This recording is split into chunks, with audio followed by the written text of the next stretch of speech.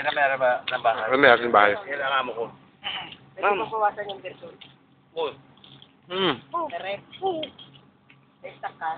Kung malilit na ganyan. Ano po pinag May stock kang Heineken. Mas wala. Kasi talaga hindi magaling. Hindi magkakaroon yun. Ha? Hindi magkakaroon yun. Makahanapin. Hindi ah. Ay, saka naman.